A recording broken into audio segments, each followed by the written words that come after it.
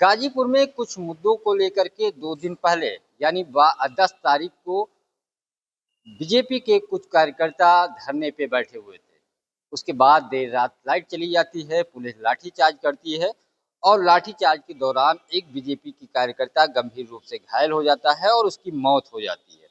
उसके बाद एसपी नीरज राजा ने एक बड़ी कार्रवाई करते हुए 11 पुलिसकर्मियों के खिलाफ कार्रवाई की है, जिसमें 6 को निलंबित कर दिया इंस्पेक्टर सहित और 5 को लाइन हाजिर कर दिया।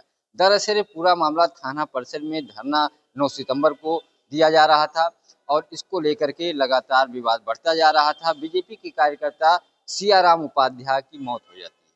उस लाठीचार्ज के दौरान वो घायल होते हैं। पहले एसपी डिनाई करते हैं, मामला तूल पकड़ता है, उसके बाद उनको कार्रवाई करनी पड़ती है।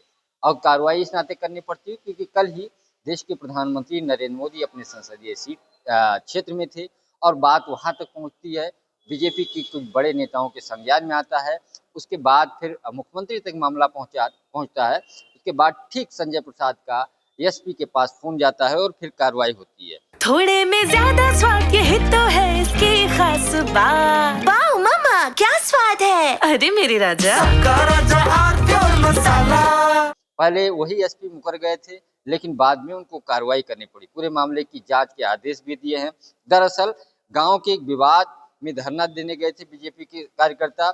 नोनहरा थाना क्षेत्र के कुकुन दीनपुर गांव का मामला था, जहां बीजेपी कार्यकर्ता 9 सितंबर को पड़ोस के गांव गठिया में बिजली के खंभे विवाद को लेकर धरना देने थाने पहुंचे थे। इस धरने में करीब 40-50 लोग शामिल थे। धरने की जानकारी होने पे कासिमपुर के एसओ मौके पे पहुंचे, लेकिन धरना प्रदर्शन करने वालों से बगैर कोई बात किए ही चले गए।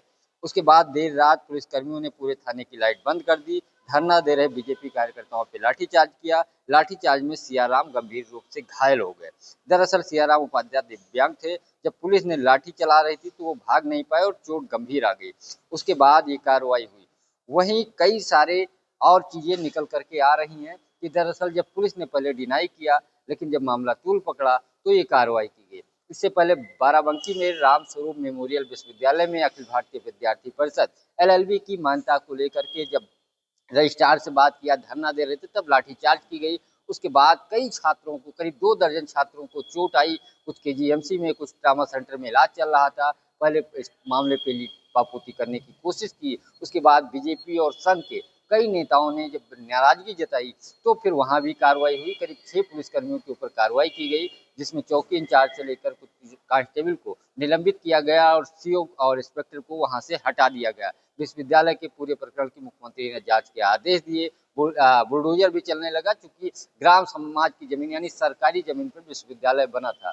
तो लगातार ऐसी 2 घटनाएं आ रही, जिसमें अखिल भारतीय विद्यार्थी परिषद या बीजेपी के नेताओं पर पुलिस ने लाठीचार्ज की और जिस तरीके की चीजें निकल आ रही, पार्टी के अंदर भी आक्रोश हो रहा है कि पुलिसकर्मी आखिर बीजेपी या उससे जुड़े संगठन या वैचारिक संगठन पे क्यों ऐसा बर्ताव कर रही, इसको लेकर के बड़ी नाराजगी है। और जब कार्रवाई भी होती है तो जब मामला ऊपर तक जाता है उसके बाद ही कार्रवाई होती है। लगातार बीजेपी के कई सारे नेता इस मुद्दे को लेकर के नाराज बताए जा रहे हैं और सीएम से इस मुद्दे पे भी बात की, जिसके बाद ये कार्रवाई हुई। पंकज चतुर्वेदी, TV9 लखनऊ। मेरे पास है प्योर पाव भाजी का मसाला, प्योर पाव भाजी मसाला, पाव भाजी को टेस्टी बना डाला। सबका राजा आल प्योर मसाला।